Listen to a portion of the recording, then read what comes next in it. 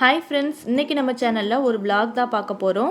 போன வாரம் ஓட்டு போடுறதுக்காக நாங்கள் எங்களோட சொந்த ஊருக்கு போயிருந்தோம். நிறைய பேர் வந்து கமெண்ட்டில் கேட்டிருக்கீங்க, உங்கள் சொந்த ஊர் எது, நீங்கள் விருதுநகரா அந்த மாதிரிலாம். என்னோடய சொந்த ஊர் வந்து விருதுநகர் டிஸ்ட்ரிக்டில் இருக்க காரியாபட்டின்ற ஒரு சின்ன ஊர் தான். என்னோடய மாமியார் வீடும் அங்கே தான் இருக்குது, என்னோடய அம்மா வீடும் அங்கே தான் இருக்குது. நானும் என்னோடய ஹஸ்பண்டும் ஓட்டு போடுறதுக்காக அங்கே போயிருந்தோம். இந்த தேஜஸ் எக்ஸ்பிரஸ் பற்றி நான் நிறைய ரிவ்யூஸ் பார்த்துருக்கேன். நிறைய பேர் வந்து ரொம்ப நல்லா இருக்குன்ற மாதிரி போட்டிருந்தாங்க. சரி, அப்படி என்ன தான் இதில் இருக்குதுன்னு பார்க்கலான்றதுக்காக இந்த தடவை நாங்கள் தேஜஸில் தான் புக் பண்ணியிருந்தோம். இந்த ட்ரெயின் வந்து சென்னையிலேருந்து மதுரை வரைக்கும் இருக்குது. மதுரையிலேருந்து எங்கள் ஊருக்கு போகிறதுக்கு கிட்டத்தட்ட ஒரு மணி நேரம் ட்ராவல் பண்ணுற மாதிரி இருக்கும். இருந்தாலும் சும்மா ஒரு எக்ஸ்பீரியன்ஸ்க்காக தான் நான் இந்த ட்ரெயினில் வந்து புக் பண்ணியிருந்தேன். அது மட்டும் இல்லாமல் உங்கள் எல்லாருக்கும் காமிச்சா உங்களுக்கும் யூஸ்ஃபுல்லாக இருக்குன்றதுக்காக நான் ஃபுல்லாகவே வீடியோ எடுத்திருக்கேன். இதில் என்னென்ன ஃபெசிலிட்டிஸ் இருக்குது, எவ்வளோ டிக்கெட் ப்ரைஸ் எல்லாமே நான் உங்களுக்கு சொல்கிறேன். இந்த ட்ரெயின் வந்து தேர்ஸ்டே தவிர வாரத்தில் எல்லா நாளுமே இருக்குது. எக்மோர்லேருந்து காலையில் 6 மணிக்கு கிளம்பி மதுரைக்கு வந்து மதியம் 12:30க்கு போயிடுறாங்க. மொத்தம் 6.5 மணி நேரம் ஆகுது. நாங்கள் காலையில் வீட்டிலேருந்து ஸ்டேஷன் போகிறதுக்கே ரொம்ப லேட் ஆயிடுச்சு. கரெக்டாக ஒரு 10 நிமிஷம் முன்னாடி தான் நாங்கள் வந்து எக்மோருக்கே போனோம். இந்த ட்ரெயினில் பார்த்திங்கன்னா ஃபுல்லாமே ஆட்டோமேட்டிக் டோர்ஸ் தான் இருந்துச்சு. லேட்டாக போனதுனால எல்லாமே ஓப்பனில் தான் இருந்துச்சு. நீங்கள் கொஞ்ச நேரம் முன்னாடி போனாலும் அவங்க எப்போ ஓப்பன் பண்ணுறாங்களோ அப்போ தான் உங்களால் உள்ளே போக முடியும். நாங்கள் பார்த்திங்கன்னா ட்ரெயினில் ஏறி சீட்டில் உட்காந்தாச்சு. கரெக்டாக 6 மணிக்கு வந்து ட்ரெயின் எடுத்துட்டாங்க. அதுக்கப்புறம் டோர்ஸ் வந்து ஆட்டோமேட்டிக்காக க்ளோஸ் ஆயிரும். அதனால் கொஞ்ச நேரம் நீங்கள் முன்னாடி போகிறது ரொம்ப நல்லது. ட்ரெயின்குள்ளே பார்த்திங்கன்னா இந்த மாதிரி தான் இருந்துச்சு. இதில் 2 கிளாஸ் தான் இருக்குது. ஏசி சேர் கார் இருக்குது, அப்புறம் எக்ஸிக்யூட்டிவ் சேர் கார் இருக்குது.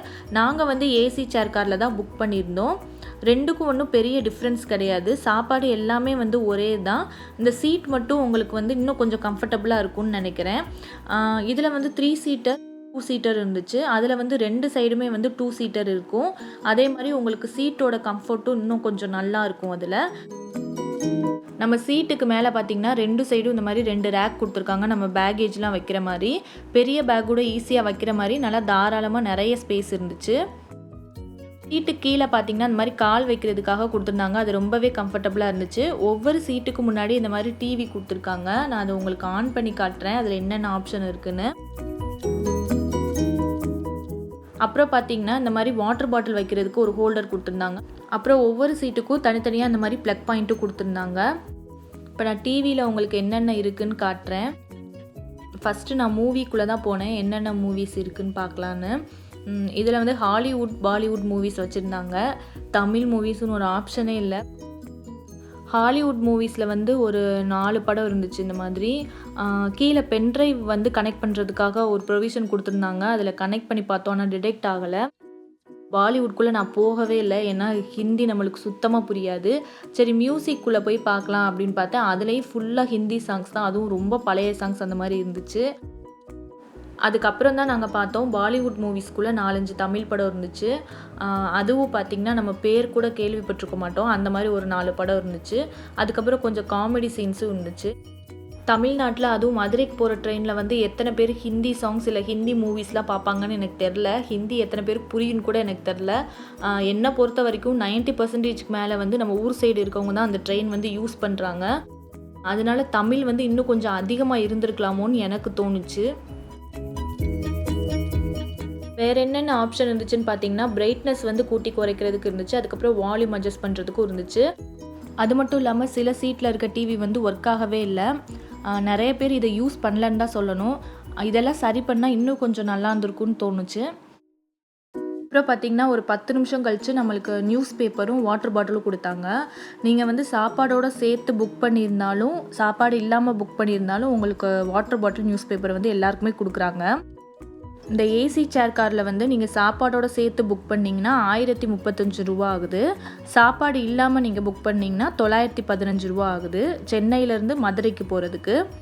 மதுரையிலேருந்து சென்னை வரும்போது பார்த்திங்கன்னா சாப்பாடோடு சேர்த்து கொஞ்சம் அதிகமாகுது, 1195 ரூபா ஆகுது.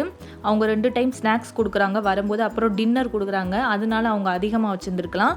சாப்பாடு இல்லாமல் பார்த்திங்கன்னா அதே 915 ரூபா தான் ஆகுது. எக்ஸிக்யூட்டிவ் சேர் காருக்கு என்னென்ன ப்ரைஸுன்றதை நான் கீழே டிஸ்கிரிப்ஷன் பாக்ஸில் கொடுத்துருக்கேன், போய் செக் பண்ணிக்கோங்க. அப்புறம் பார்த்திங்கன்னா உங்களுக்கு ட்ரே வந்து இந்த மாதிரி சைட்லேருந்து நம்ம வேண்டப்போ எடுத்து வச்சுக்கலாம். அப்படி இல்லைன்னா நம்ம மறுபடியும் அந்த சீட்னுள்ளேயே வச்சுக்கலாம், அந்த மாதிரி இருந்துச்சு. அதுக்கப்புறம் பார்த்தீங்கன்னா, இது டீயா, காஃபியான்னு எனக்கு ஞாபகம் இல்ல. நான் குடிக்க மாட்டேன். என்னோட ஹஸ்பண்ட் மட்டும் தான் குடிச்சாங்க. எனக்கு சரியா ஞாபகம் இல்ல. அதுவும் பிஸ்கட் பாக்கெட்டும் குடுத்துருந்தாங்க. இந்த பட்டன் பார்த்தீங்கன்னா, சீட் அட்ஜஸ்ட் பண்ணுறதுக்காக குடுத்துருந்தாங்க. இத ப்ரெஸ் பண்ணா நம்ம முன்னாடி, பின்னாடி சீட்ட அட்ஜஸ்ட் பண்ணி வச்சுக்கலாம். எங்களுக்கு வந்து 2 சீட்டர் தான் வந்து இன்னும் கொஞ்சம் நல்லா ஃப்ரீயா இருந்த மாரி இருந்துச்சு. நாங்க 3 சீட்டர்லயே உட்காந்து பார்த்தோம். அது வந்து இன்னும் கொஞ்சம் கன்ஜஸ்டடா இருந்த மாரி இருந்துச்சு. 2 சீட்டர் வந்து நம்ம நடுவுல கை வைக்கிறது வந்து எடுத்து விட்டுக்கலாம். இந்த மாதிரி எடுத்து வச்சுக்கலாம். அதனால நம்மளுக்கு இன்னும் கொஞ்சம் நெறைய ஸ்பேஸ் இருந்த மாரி இருந்துச்சு. 3 சீட்டர் வந்து செப்பரேட்டா குடுத்துருந்தாங்க ஒவ்வொரு இதுக்கும் தனித்தனியா. அதனால இன்னும் கொஞ்சம் கன்ஜஸ்டடா இருந்த மாரி எங்களுக்கு ஃபீல் ஆச்சு. சாப்பாடு பார்த்தீங்கன்னா, ஒரு நான்வெஜ், ஒரு வெஜ் சொல்லியிருந்தேன். எல்லாமே வந்து உங்களுக்கு எப்படி இருக்குன்னு காமிக்கிறதுக்காக.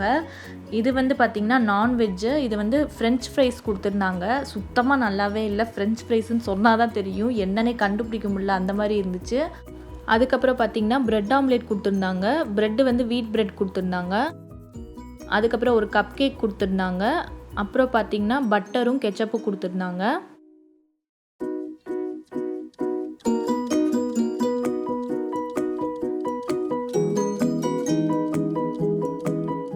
அப்புறம் பார்த்தீங்கன்னா, கொஞ்சமா வேக வச்ச பட்டாணியும் குடுத்துருந்தாங்க. பிரெட் ஆம்லெட் வந்து நல்லா தான் இருந்துச்சு. என்ன பொறுத்தவரைக்கும் வெஜ்ஜை விட நான்வெஜ் வந்து பிரேக்ஃபாஸ்ட்டில் நல்லா இருக்குன்னு நான் சொல்லுவேன். வெஜ்ஜு என்னென்ன வாங்கினேன்னு நான் காமிக்கிறேன். இதுதான் பார்த்தீங்கன்னா, வெஜ்ஜு குடுத்தாங்க. இதில் வந்து 2 இட்லி இருந்துச்சு. அப்புறம் 2 உளுந்த வடை இருந்துச்சு. இட்லி வந்து ரொம்ப ஹார்டா இல்ல. ஆனா ஓரளவு ஹார்டா தான் இருந்துச்சு. அதுக்கப்புறம் சட்னி வச்சுருந்தாங்க. சாம்பார் வச்சுருந்தாங்க. அது 2ம் நல்லா தான் இருந்துச்சு. வடை வந்து ரொம்ப ஆயிலியா இல்லாம நல்லா தான் இருந்துச்சு. ஆனா எல்லாமே வந்து ஆறி போயிருந்துச்சு. அப்புறம் ஒரு கப் கேக் குடுத்தாங்க.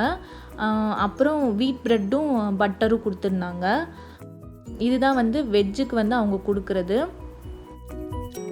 சாப்பாடு எல்லாமே பார்த்தீங்கன்னா, ஒரு 7:15லேருந்து 7:30க்குள்ள எல்லாமே குடுத்துட்டாங்க.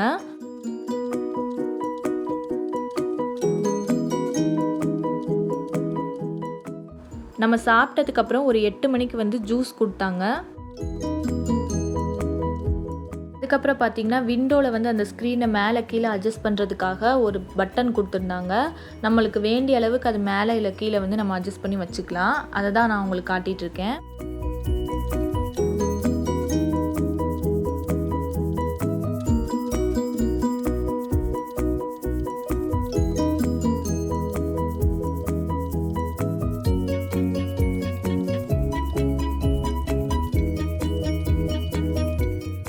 பார்த்தீங்கன்னா, டைம் காலையில 10 ஆகுது. கரெக்ட்டா 10 மணிக்கு அவங்க திருச்சிக்கு போயிட்டாங்க. இந்த டிவியில வந்து டேட்டு, டைம் எல்லாமே தப்பு தப்பா தான் காட்டுச்சு. அதனால் அதை பார்த்து நீங்கள் கன்ஃப்யூஸ் ஆகிடாதீங்க. போகும்போது பார்த்தீங்கன்னா, திருச்சியில் கொஞ்சம் நேரம் அதிக நேரம் நின்ன மாதிரி இருந்துச்சு. ஆனால் நாங்கள் மதுரையிலேருந்து திரும்பி ரிட்டர்ன் வரும்போது பார்த்தீங்கன்னா, ரொம்ப கம்மியான நேரம் தான் நின்னாங்க. சென்னையிலேருந்து திருச்சியில் தான் நிற்கிறாங்க. இடையில எங்கேயும் நிற்கல. அதுக்கப்புறம் பார்த்தீங்கன்னா, கொடைக்கானல் ரோட்டில் வந்து நிற்கிறாங்க. 2 ஸ்டாப் தான். அதுலேயும் ரொம்ப கம்மியான நேரம் தான் நிற்கிறாங்க. நீங்கள் வந்து இடையில எங்கேயுமே இறங்காமல் இருக்கிறது ரொம்ப ரொம்ப நல்லது. ஏன்னா ஆட்டோமேட்டிக் டோர்ஸ்னால நம்மளுக்கு எப்போ எடுப்பாங்க, எவ்வளோ நேரம் நிற்கும்னு எதுவுமே தெரியாது. அதனால் உங்கள் ஸ்டாப் வரும்போது மட்டும் நீங்கள் இறங்கிக்கோங்க. வேறு எங்கேயுமே இடையில இறங்கி நிற்க வேண்டாம். இந்த கொடைக்கானல் ரோடுக்கு முன்னாடி வந்து வியூ ரொம்ப நல்லாயிருக்கும்னு சொல்லுவாங்க. நான் படம் பார்த்துட்டே வந்தேன். நான் அதை கவனிக்கவே இல்லை. நான் மதுரையிலேருந்து திரும்பி நான் சென்னைக்கு வரும்போது கண்டிப்பாக அந்த வியூ வந்து உங்களுக்கு காட்டுறேன்.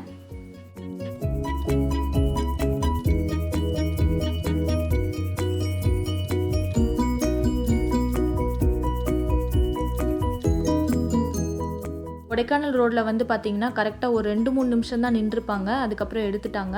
அதுக்கப்புறம் டைரெக்டாக நம்ம மதுரையில் தான் வந்து நிற்க போகுது.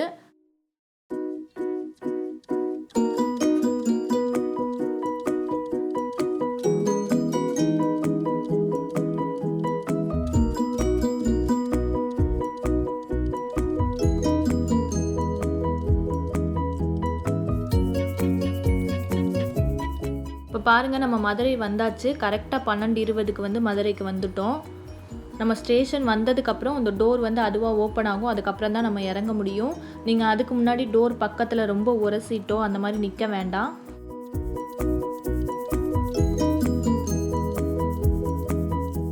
இப்போ நம்ம மதுரைக்கு வந்தாச்சு. எங்கேயுமே நம்மளுக்கு லேட் ஆகலை. கரெக்டான டைமில் நம்மளை வந்து விட்டுட்டாங்க. நாங்கள் ஊருக்கு வந்து புதன்கிழமை போயிருந்தோம். அங்கே ஓட்டு போட்டுட்டு அதுக்கப்புறம் திரும்பி சனிக்கிழமை வந்து நாங்கள் ரிட்டன் டிக்கெட் வந்து புக் பண்ணியிருந்தோம். திரும்பியும் தேஜஸில் தான் நாங்கள் புக் பண்ணியிருந்தோம். மதுரையிலேருந்து சென்னை போகிறவங்களுக்கும் யூஸ்ஃபுல்லாக இருக்கணுன்றதுக்காக தான் திரும்பி ரிட்டன் வரும்போதும் நாங்கள் தேஜஸ்லேயே புக் பண்ணியிருந்தோம். அதுவும் ஃபுல்லாக கவர் பண்ணியிருக்கேன், நீங்கள் பாருங்கள். மதுரையில் வந்து நான் ஏற்கனவே சொன்ன மாதிரி தேர்ஸ்டே தவிர எல்லா நாளுமே உங்களுக்கு ட்ரெயின் இருக்குது. மதுரையில் வந்து மத்தியானம் 3 மணிக்கு வந்து கிளம்புறாங்க. சென்னைக்கு வந்து 9:30க்கு வர மாதிரி போட்டிருந்தாங்க. ஏற்கனவே இருந்த படம் தான் இருந்துச்சு. அதுலேயும் பார்க்காத 2 படம் பார்த்துட்டோம். என்ன பண்ணன்னு தெரியல, சும்மா நோண்டி பார்த்துட்டு இருந்தோம், வேறு ஏதாவது புதுசாக இருக்கா அப்படின்னு சொல்லிட்டு. நாங்கள் போகும்போது வச்சுருந்த அதே படம் தான் இருந்துச்சு. நான் ஏற்கனவே சொன்ன மாதிரி டைம் டேட் எல்லாமே தப்பாக இருக்குது, அது கண்டுக்காதீங்க. அதுக்கப்புறம் பார்த்திங்கன்னா ஒரு 3:15 போல் ஸ்நாக்ஸ் கொடுத்தாங்க. மசாலா பீனட்ஸ் கொடுத்துருந்தாங்க. அதுக்கப்புறம் பார்த்திங்கன்னா ஒரு பிஸ்கட் பாக்கெட் கொடுத்துருந்தாங்க, ஒரு மஞ்ச் கொடுத்துருந்தாங்க. அதுக்கப்புறம் பார்த்திங்கன்னா ஒரு சமோசாவும் கெச்சப்பும் கொடுத்துருந்தாங்க. உண்மையிலே சமோசா வந்து அவ்வளோ சூடாக இருந்துச்சு, அதனால் எனக்கு ரொம்ப பிடிச்சிருந்துச்சு. இந்த ட்ரெயினில் கொடுத்ததுலேயே அந்த சமோசா ஒன்று தான் நல்லா சூடாக இருந்துச்சு, அதனால் எனக்கு ரொம்ப பிடிச்சிருந்துச்சு. நான் ஏற்கனவே சொன்ன மாதிரி திரும்பி வரும்போது உங்களுக்கு அந்த கொடைக்கானல் ரோடில் இருக்க வியூ வந்து நல்லா காட்டுறேன்னு சொல்லியிருந்தேன். அதுதான் இப்போ நான் காட்டிகிட்ருக்கேன். அன்றைக்கி உண்மையிலே கிளைமேட்டும் ரொம்ப சூப்பராக இருந்துச்சு, பார்க்குறதுக்கு அவ்வளோ அழகாக இருந்துச்சு.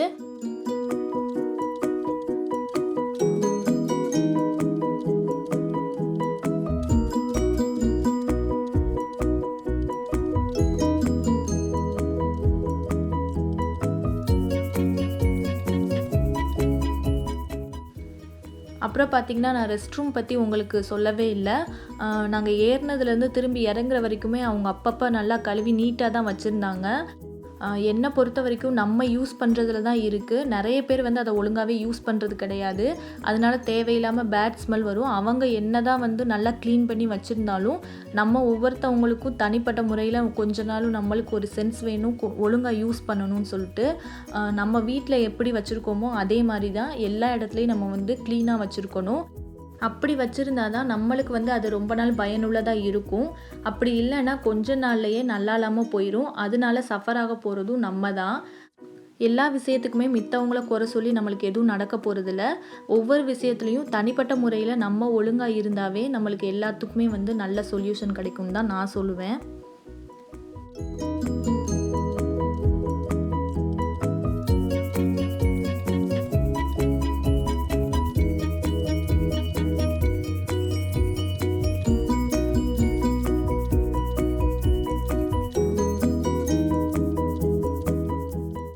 இப்போ பார்த்தீங்கன்னா டைம் வந்து ஈவினிங் 6:15 ஆகுது. ஸ்நாக்ஸ் கொடுத்துருந்தாங்க, பிரெட் ஸ்டிக்ஸ் கொடுத்துருந்தாங்க. அதுக்கப்புறம் பார்த்திங்கன்னா பட்டர் கொடுத்துருந்தாங்க. அதுக்கப்புறம் ஒரு சூப் கொடுத்துருந்தாங்க, அது வந்து தக்காளி சூப்புன்னு நினைக்கிறேன். சால்ட் அண்ட் பெப்பர் கொடுத்துருந்தாங்க. சூப் நல்லா தான் இருந்துச்சு, சூடாக இருந்துச்சு, நல்லா இருந்துச்சு. அதுக்கப்புறம் ஒரு 7 மணிக்கு வந்து டின்னர் கொடுத்தாங்க. அதுவும் ஒரு வெஜ்ஜும் ஒரு நான்வெஜ்ஜும் நாங்கள் சொல்லியிருந்தோம். வெஜ்ஜில் பார்த்திங்கன்னா கீ ரைஸ் கொடுத்துருந்தாங்க. அதுக்கப்புறம் பருப்பு கொடுத்துருந்தாங்க, வெஜ் குருமா கொடுத்துருந்தாங்க. அது கூட வந்து தயிர் கொடுத்துருந்தாங்க. அதுக்கப்புறம் ஊறுகாய் பாக்கெட் ஒன்று கொடுத்துருந்தாங்க. அதுக்கப்புறம் பார்த்திங்கன்னா 2 சப்பாத்தி கொடுத்துருந்தாங்க.